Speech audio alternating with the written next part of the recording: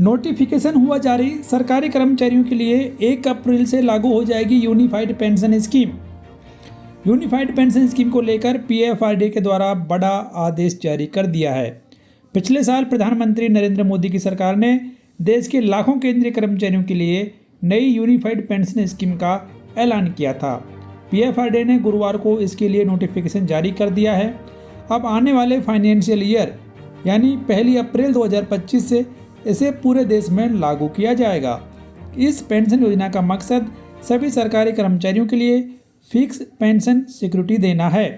इस योजना को नेशनल पेंशन स्कीम के तहत केंद्रीय कर्मचारियों के लिए डिजाइन किया गया है। गौरतलब है कि सरकार ने साल 2004 में ओल्ड पेंशन स्कीम को बंद करके नेशनल पेंशन स्कीम को लॉन्च किया था। पहले यह सिर्फ सरकारी कर्मचारियों के लिए थी, बाद में सरकार ने इसे आम जनता के लिए भी खोल दिया।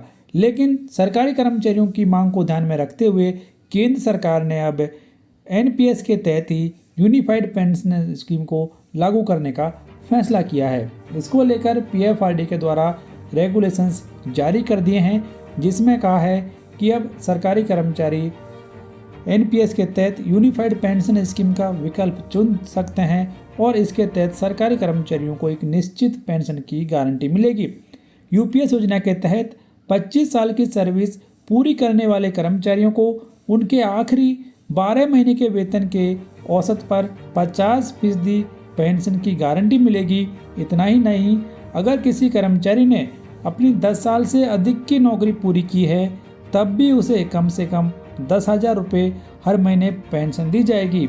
अगर किसी कर्मचारी की मौत हो जाती है तो उसके परिजनों को भी आखिरी पेंशन राशि का 60% राशि पारिवारिक पेंशन के रूप में दिया जाएगा। तो अब पीएफआरडीए के द्वारा जारी किए गए इस रेगुलेशन के बाद केंद्रीय कर्मचारियों के लिए 1 अप्रैल 2025 से यूनिफाइड पेंशन स्कीम लागू होने जा रही है। कर्मचारियों से जुड़ी हुई खबरें देखने के लिए आप हमारे चैनल को सब्सक्राइब कर सकते हैं, बेल आइकन भी प्रेस कर लीजिए।